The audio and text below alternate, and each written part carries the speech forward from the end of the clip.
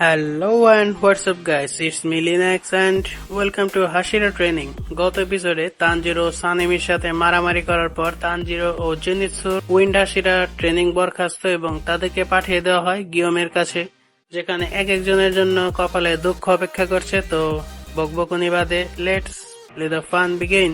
Tanjiro Zenitsu তো পৌঁছে গিওমের উপদেশ শুনতে পায় এবং সেটার সারমর্ম মোটামুটি এই যে তাদের অ্যাটাক ও ডিফেন্স অ্যাকুরেট হতে হলে তাদেরকে আপার বডি লোয়ার বডি সবই পুরোপুরি কন্ট্রোলে আনতে হবে। আর এই জন্য তাদের ট্রেনিং গুলো হলো শুরুতে ঝর্ণার নিচে দাঁড়িয়ে থাকা, এরপর কাঠের খন্ড ওঠানো এবং সবশেষে একটা পাথরের বোল্ডার 1 বা 358 ফিট দূরত্বে সরিয়ে নিতে হবে।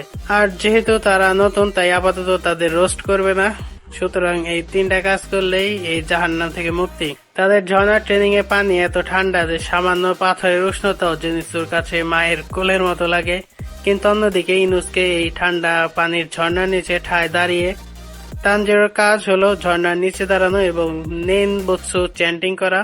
তাদের এই ট্রেনিং এ মোরাটাও আছে এবং মিল টাইমে সবাই মিলে তানজিরো বানানো ফিশ গ্রিল খেতে থাকে। এর মধ্যে জেনিৎসু বিশ্বাস করতেই পারছে না যে এসব বোল্ডার 1 সরানো সম্ভব, কিন্তু একটু পরে গিওমে প্রমাণ করে দেয় যে সে শুধু সেগুলোই না বরং এর থেকে বড় বোল্ডার সরানো তার কাছে কিছুই না। তানজিরো তার ঝর্ণার ট্রেনিং শেষ করে কাঠের খন্ডগুলো ওঠায়, মানে দুইটা কাজ শেষ, বাকি আছে শুধু বোল্ডার। এদিকে নাকিমের চোখ চারদিকে টহল দিচ্ছে নেজুকো ও উবুয়াশিকে খুঁজে বের করার জন্য এবং মুজান সবকিছুর পর্যবেক্ষণে আছে। যাই হোক, তানজিরো তার বোল্ডার সরানোর কাজে লেগে আছে, কিন্তু এত বড় বোল্ডার আর এত ভারী জিনিস সরানো কি চারটেখানেক কথা। আর এর মধ্যে অনেকে ট্রেনিং থেকে চলেও যায়, কারণ তাদের দ্বারা সম্ভব না। তানজিরো তার পুরো শক্তি ব্যবহার করেও কোনো কাজ হয় না। খাওয়া দাওয়ার ব্যাপারেও তানজিরো সবচেয়ে কেয়ারফুল। তানজিরো তার ট্রেনিং চালিয়ে যেতে থাকে, কিন্তু কাজের কাজ শূন্য।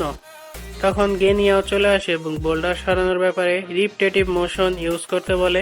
মূলত এটা একটা ব্রিদিং কনসেন্ট্রেশনকে ম্যাক্স লেভেলে নিয়ে এরপর যে কোনো কাজ যেমনটা গেনিয়া নেনবুৎসুর মাধ্যমে করে। তানজিরো শুরুতে চেষ্টা করে এবং বোল্ডার সামান্যই নাড়াতে পারে। রাতে তানজিরো ফিরে এলে গেনিয়া তানজিরোর ব্রিদিং মার্কের ব্যাপারে জিজ্ঞেস করে, যেহেতু তানজিরোর মাথায় ব্রিদিং মার্ক আছে এবং সেটা সময়ের প্রয়োজনে বড় ও গাঢ় হয়, তাহলে তানজিরো ও হাসিরারা কি সমান লেভেলে? আর যেখানে সব হাসিরা এখনো ব্রিদিং মার্কই উঠাতে পারেনি।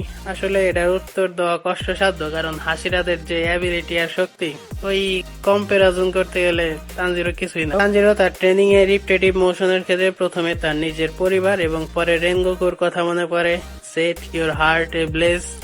আর এই ইমোশন কাজেও লেগে যায়। তানজিরো তার ব্রিদিং মার্কের উপরও কন্ট্রোল আনতে পেরেছে এবং শেষমেশ তানজিরো বোল্ডার নিয়ে সামনে যেতে থাকে। এদিকে মুজান কার একটা আর্তনাদ শুনতে পাচ্ছে এবং সেটা বড় না, মুজানের লক্ষ্য উবুয়াশিকে খুঁজে বের করে এবং এর সাথেই এপিসোড শেষ। হয়তো তানজিরোর গিওমের সাথে ট্রেনিংও শেষ হয়ে যাবে এবং এরপর যাবে পরের ধাপে। তো সেসব দেখতে দেখা হবে পরের ভিডিওতে। টিল দেন, আল্লাহ হাফেজ and don't forget to click the subscribe button.